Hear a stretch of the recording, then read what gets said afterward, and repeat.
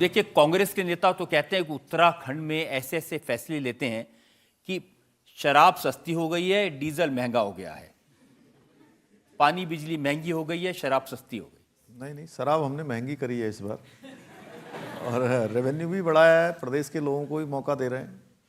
अभी नई excise policy लाए हैं 2 दिन पहले। तो लोग तो नाराज होंगे इससे।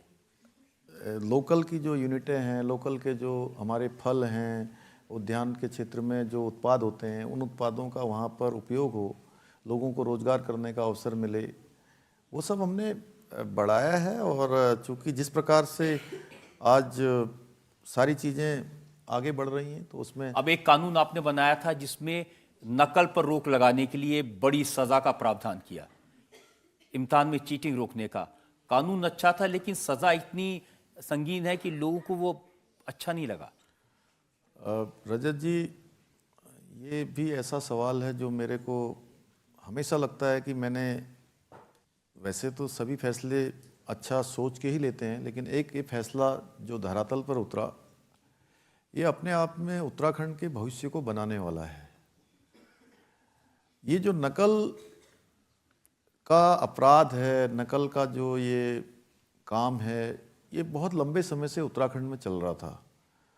और हमारे जो भाई बहन थे जो प्रतियोगिताओं में भाग लेते थे, सरकारी नौकरियों की परीक्षाओं में भाग लेते थे, और उत्तराखंड में जो गरीब माता पिता हैं, वो अपने बेटे बेटियों को पढ़ाने के लिए, उनकी तैयारी करवाने के लिए बहुत सेक्रीफाइस करते हैं, बहुत परेशानियों से उनको गुजरना पड़ता है। कोई दूध बेचता है तब जाके अपने बच्चे की फीस जमा कर पाता है, कोई घर में घी बनाता है, घी, कोई सब्जी बेचकर, कोई छोटी दुकान चलाकर, कोई मजदूरी करके अपने बेटे बेटियों को पढ़ाने के लिए भेजते थे। लेकिन परीक्षाओं के रिजल्ट आते थे तो उनका नाम कहीं नहीं आता था। योग्य भी हैं, तैयारी भी कर रहे हैं, जो उनकी आहर्ता होनी चाहिए वो आहर्ता भी पूरी कर रहे हैं, लेकिन नाम इसलिए नहीं आता था कि कहीं परीक्षा में ये तो पढ़ के जा रहे हैं, लेकिन दूसरे लोग नकल करके आ जा रहे हैं, कहीं परीक्षा प्रश्न पत्र ही लीक हो जा रहा है, पेन ड्राइव से नकल हो जा रही है, पूरे के पूरे एग्ज़ाम जो है पहले से सेट हो जा रहे हैं।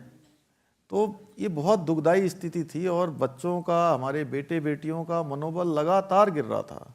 उन माता पिता की हालत देखिए जिनका सब कुछ अपने बेटे बेटी पर लगाते हैं, उनके साथ चोरी लूट जैसी घटनाएं हो रही थी इसमें सीधे सीधे, और लंबे समय से चल रहा था। जैसे ये मामला मेरे सामने आया तो मैंने तय किया कि चाहे कुछ भी होगा, मुझे इसमें कितना भी विरोध का सामना क्यों ना करना पड़े, मैं अपने बेटे बेटियों का भविष्य खराब नहीं होने दूंगा, और नकल का मैं सख्त कानून लाऊंगा। और हम पूरे देश का सबसे सख्त नकल का कानून लाए, जिसमें हमने उम्र कैद तक की सजा का प्रावधान कर दिया।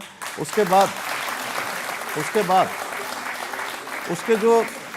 उसके जो रिजल्ट आए तो आज जो बेटा या बेटी एक परीक्षा में भाग ले रहे हैं, वो एक परीक्षा में भाग लेने वाले जिनका किसी में सिलेक्शन नहीं होता था, आज 4-4 परीक्षाओं में उनका सिलेक्शन हो रहा है। और जितने भी लोग जो पहले से परीक्षाओं में भाग ले रहे थे, सब योग्यता क्षमता होने के बाद भी उनका नंबर नहीं आ रहा था, आज सबका नंबर आ रहा है।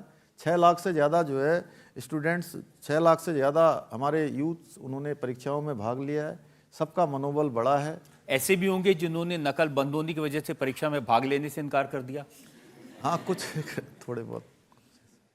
लेकिन ये माना जाता है कि नकल कराने के पीछे सिर्फ विद्यार्थी नहीं होते, उसमें टीचर्स, उसमें कोचिंग कॉलेजेस, उसमें प्रशासन के लोग सब मिले हुए होते हैं। एक बड़ा तंत्र था, और आप समझ सकते हैं कि जब हमने नकल विरोधी कानून ये बनाया तो हमको वास्तव में ये इन सब जो बड़ा तंत्र था नकल करवाने वाला, क्योंकि वो बहुत बड़ा तंत्र होता है, उस पूरे तंत्र का सामना करना पड़ा। लेकिन हमारी माताओं बहनों के आशीर्वाद से, उत्तराखंड की जनता के आशीर्वाद से हमने नकल का अध्यादेश लागू किया, और उसके सुखद परिणाम हमारे सामने आ रहे हैं।